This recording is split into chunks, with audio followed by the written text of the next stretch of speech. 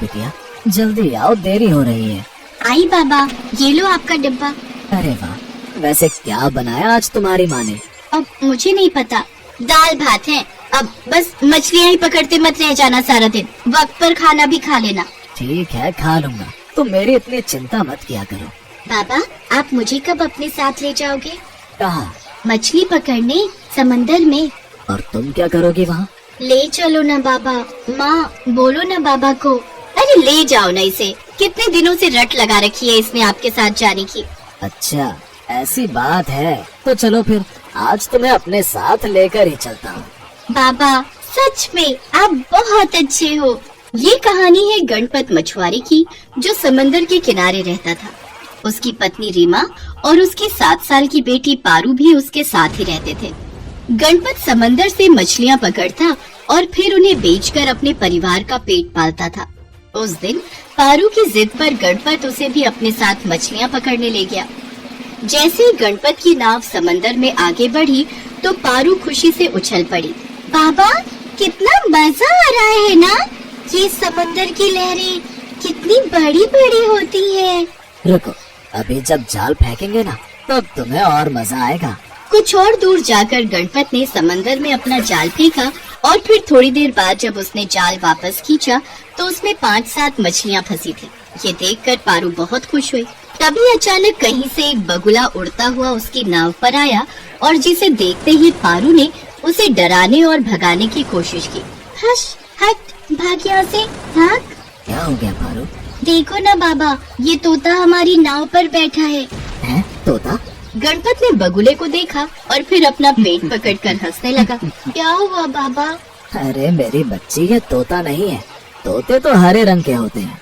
अच्छा, फिर ये क्या है बाबा? बिटिया, ये बगुला है, ये मछलियाँ खाता है और मछलियाँ खाने के लिए ही ये तुम्हारे पास आया है। पर बाबा, आपने कितनी मेहनत से ये मछलियाँ पकड़ी हैं, तो हम इसे अपनी मछलियाँ क्यों दें? कोई बात नहीं बिटिया, बस एक मछली ही चाहिए इसे। तभी बगुला उड़कर पारू के सिर पर आकर बैठ गया। पारू डरकर चिल्लाने लगी और ये देखकर गणपत हंसते हुए बोला, देखो, इतने प्यार से मछली मांग रहा है, एक काम करो, लो इसे ये मछली दे दो। ठीक है बाबा। पारू ने गणपत से मछली ली और बगुले की तरफ बढ़ा दी। बगुले ने मछली को अपनी चोंच में दबाया और उसने पारू को ऐसे देखा जैसे वो उसे शुक्रिया कह रहा हो। उसके बाद वो दूर उड़ गया। इसके बाद गणपत ने फिर से पानी में जाल फेंका, लेकिन इस बार जाल में बस 2 ही मछलियाँ फंसी। ओहो बाबा, इस बार तो बस 2 मछली फंसी। पहले पता होता तो उस बगुले को मछली नहीं देते हम। बलुगा नहीं पारू, बगुला था वो। और बेटी, एक मछली से क्या फर्क पड़ता है, वो उसी बगुले की किस्मत में लिखी थी, तो वो उसे ले गया। और तुम्हें क्या लगता है कि वो उस मछली को अकेला खाएगा क्या? नहीं बिटिया, वो जरूर अपने बच्चों के लिए वो मछली लेकर गया होगा। जैसे मैं मेहनत करता हूँ तुम्हारे लिए, वैसे ही वो भी खाना ढूंढने आया होगा अपने बच्चों के लिए, छोटे छोटे बगुलों के लिए, समझी? बलुगो नहीं बाबा, बगुलों के लिए। पारू की बात सुनकर दोनों जोर जोर से हंसने लगे। थोड़ी देर बाद गणपत अपनी नाव किनारे की तरफ ले आया। उस दिन पारू बहुत खुश थी। पारू के साथ जाने से गणपत को भी अच्छा लगा, क्योंकि पारू अपनी प्यारी प्यारी बातों से गणपत का मन लगाए हुए थी। गणपत अब हर रोज पारू को अपने साथ ले जाता और हर रोज वो बगुला भी मछली पाने के लिए गणपत की नाव पर आकर बैठ जाता। ऐसे ही एक दिन, चलो बाबा, देरी हो रही है। अरे वाह, आज तो बिटिया रानी मुझसे पहले तैयार हो गई। हाँ, तैयार ही नहीं हो गई, देखो मैंने नाव पर जाल भी रख दिया, ड्रम भी धोकर रख दिया और खाने का डिब्बा भी रख लिया है। अब चलो ना बाबा। हाँ हाँ, चलो भाई, चलते हैं। उस दिन भी वैसा ही हुआ। गणपत ने 8-10 मछलियाँ पकड़ी और फिर तभी वो बगुला फिर से आकर नाव पर बैठ गया। आ गए तुम? लो, मैं कब से ये मछली हाथ में पकड़कर बैठी थी।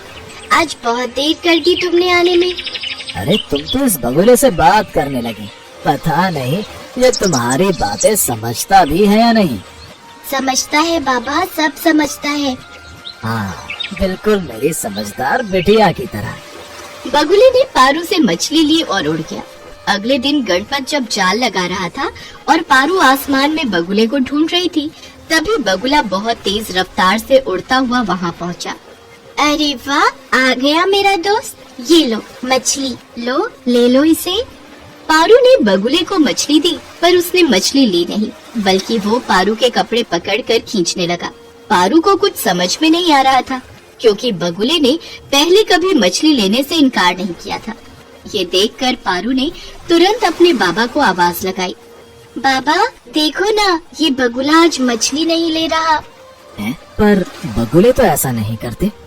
बस ये मेरे कपड़े खींच रहा है, देखो देखो ना इसे।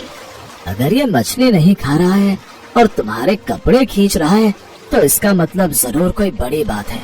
शायद ये हमें कहीं ले जाने की कोशिश कर रहा है। गणपत ने जैसे ही बगुले को हाथ में लिया, वो आसमान की तरफ उड़ गया।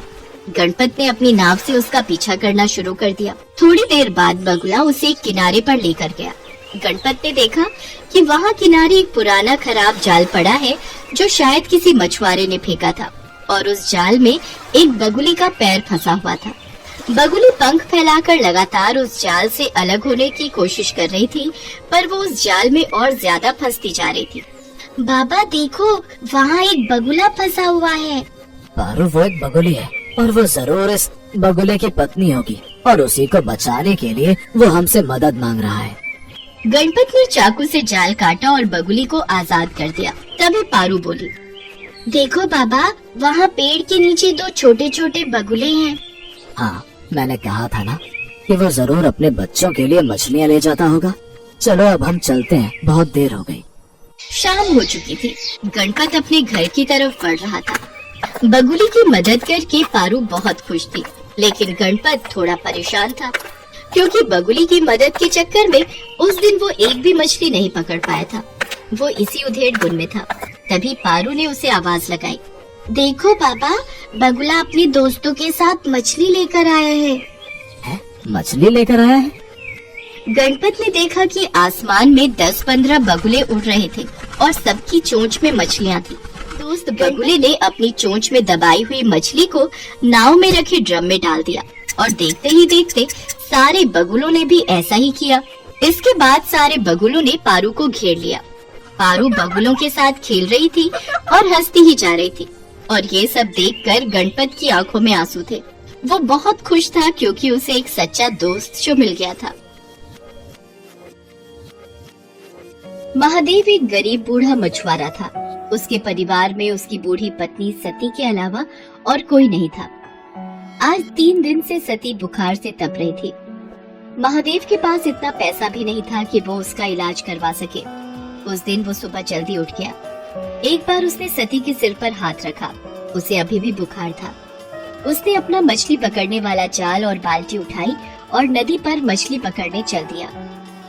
नदी के किनारे पहुंचकर उसने अपना जाल डाल दिया और मछली के फंसने का इंतजार करने लगा। वहाँ एक और मछुआरा छगन भी अपनी नाव पर बीच नदी में मछली मार रहा था। महादेव को देखकर छगन बोला, अरे बाबा, किनारे बैठने से बड़ी मछली नहीं मिलेगी।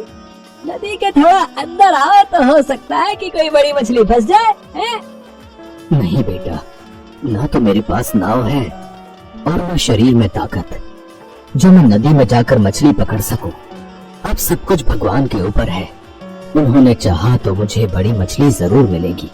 छगन ताने मारता हुआ बोला, तो फिर बैठे रहो घाट को पकड़ के। हाँ, भगवान तुम्हारे लिए लाल परी मछली भेजेंगे। लाल परी एक बहुत ही नायाब मछली होती है, जिसकी कीमत लाखों में होती है। ऐसी मछली किसी भाग्यवान को ही मिलती है। एक बार जिसे लाल परी मिल जाती है, उसकी किस्मत ही चमक जाती है। खैर, महादेव ने छगन की बातों पर कोई ध्यान नहीं दिया और काफी देर इंतजार करने के बाद अपना जाल खींचा। उसका जाल भारी लग रहा था, लगता है कोई बड़ी मछली फंसी है।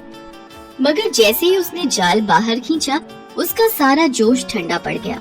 जाल में मछली तो क्या, एक घोंघा भी नहीं फंसा था। उसकी जगह उसमें ढेर सारा कचरा, जैसे प्लास्टिक की बोतलें, सड़े पुराने जूते और चप्पल फंसे थे। ये देखकर छगन जोर से ठहाका लगाकर हंस पड़ा और बोला, अरे वाह बाबा वाह, बहुत बड़ा खजाना हाथ लग गया है तुम्हारे। इसी तरह रोज खजाना मिलता रहा तो एक दिन तुम जल्दी ही रईस बन जाओगे। महादेव ने फिर उसकी बात पर कोई ध्यान नहीं दिया, बस मन ही मन बोला, हे भगवान, कैसे लोग हैं तुम्हारी दुनिया के। जो नदी हमें पीने को पानी और खाना देती है, उसमें लोग न जाने क्या क्या गंदगी डाल देते हैं। इतना सोचकर उसने फिर से जाल डाला। इस बार उसके जाल में थोड़ी सी छोटी मछलियां फंस गई। लगातार मेहनत करने से महादेव का बूढ़ा शरीर थक गया था, इसलिए जो मछलियां फंसी थी उन्हें समेटकर महादेव बाजार चल पड़ा। दिन भर महादेव ग्राहकों का इंतजार करता रहा, मगर छोटी मछलियां होने के कारण उससे मछली खरीदने कोई नहीं आया। बाकी के मछुआरे बड़ी बड़ी मछलियां पकड़ कर लाए थे। उनकी सारी मछलियां देखते ही देखते बिक गई। हे भगवान, शाम होने को आई है, अब तो बाजार भी उठने लगा है। एक भी ग्राहक नहीं आया।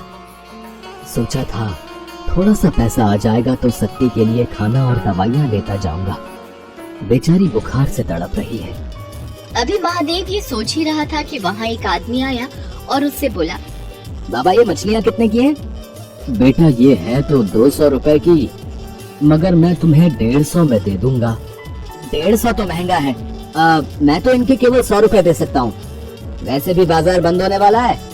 अब कोई तुम्हारी मछलियाँ खरीदने से तो रहा, इससे पहले कि ये सब सड़ जाएं, इन्हें तुम मुझे 100 रुपए में दे दो। मरता क्या न करता। आखिर महादेव को 100 रुपयों में उसे सारी मछलियाँ देनी पड़ी। बाजार भी तब तक उठ चुका था। महादेव ने अपनी दुकान समेटी और वहाँ से घर चल दिया। अभी वो बाजार से निकल भी नहीं पाया था कि उसके कानों में एक आवाज आई, बाबा, इस कंगले की भी सुनते जाना। 3 दिन से कुछ नहीं खाया बाबा, दया करो बाबा, मुझ पर दया करो।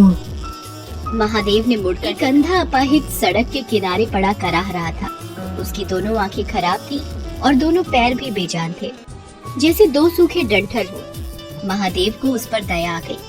उसने अपनी फटी हुई चादर उस अपाहिज को ओढ़ा दी और पास की एक दुकान से थोड़ा सा खाने का सामान लाकर उस अपाहिज को देता हुआ बोला, अब लो, खा लो। तुमने मुझ अपाहिज पर इतनी दया दिखाई, तुम कौन हो बाबा? महादेव उसे अपने बारे में बताता है। तब अपाहिज अपनी झोली से कुछ दाने निकालकर उसे देते हुए कहता है, तुमने बिना किसी स्वार्थ के कंगले की मदद की है बाबा। भगवान तुम्हें इसका फल जरूर देगा। लो ये दाने रख लो। कल जाल डालने से पहले इन दानों को नदी में छिड़क देना।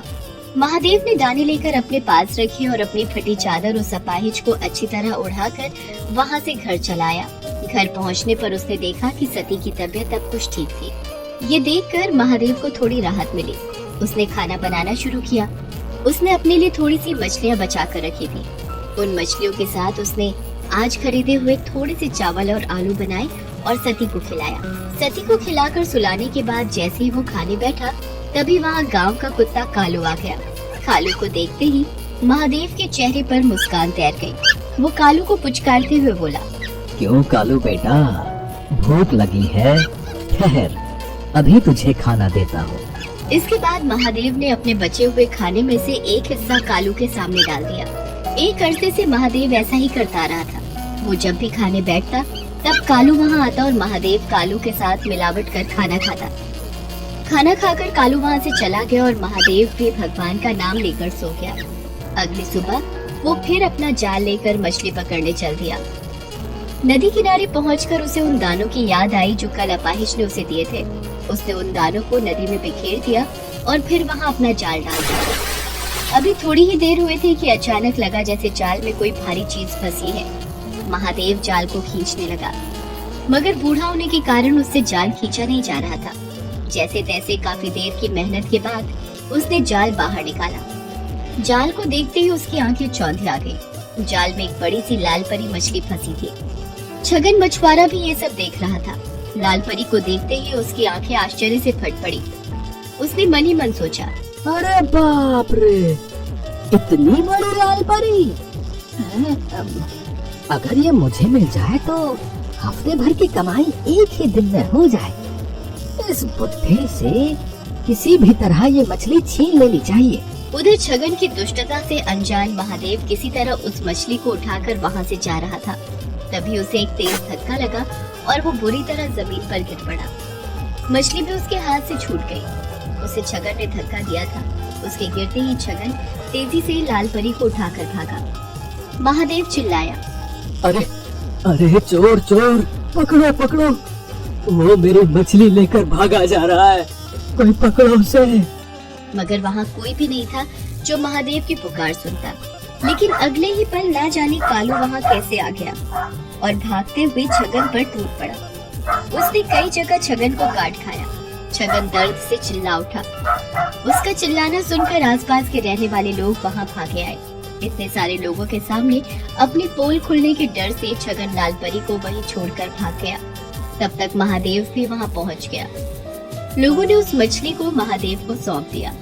मछली बहुत बड़ी है, इसे काट कर इसका थोड़ा सा हिस्सा मैं अपने लिए भी रख लूं तो भी बाकी हिस्सों की बाजार में अच्छी कीमत मिल जाएगी मुझे। ये सोचकर महादेव मछली को घर लाया और जैसे ही उसने उस मछली को काटा, उसके पेट से नींबू के आकार और सुर्ख लाल रंग का माणिक पत्थर रूबी निकला। माणिक को देखते ही महादेव की आंखें चौंधी आ गई। हे भगवान, इतना बड़ा माणिक पत्थर, इसकी कीमत तो लाखों में होगी। इसे पाकर तो मुझे सारी जिंदगी कोई काम करने की जरूरत नहीं पड़ेगी। ये जरूर उस अपाहिज के दिए हुए दानों का ही कमाल है। इस माणिक का एक हिस्सा उसका भी है। ये सोचकर महादेव उसी जगह पहुंचा जहां उसे वो अपाहिज मिला था। मगर अब वहां कोई नहीं था। वहां बस महादेव की फटी हुई चादर ही पड़ी थी। लोगों से पूछने पर पता चला कि उन्होंने वहां किसी अपाहिज को पहले कभी नहीं देखा है। तो वो कौन था? क्या स्वयं भगवान मेरी मदद को आए थे और मेरे नसीब को चमका दिया? इस घटना के बाद महादेव की जैसे काया ही पलट गई। अब उसके जीवन में किसी चीज की कोई कमी न रही। वो अपनी पत्नी सती और कुत्ते कालू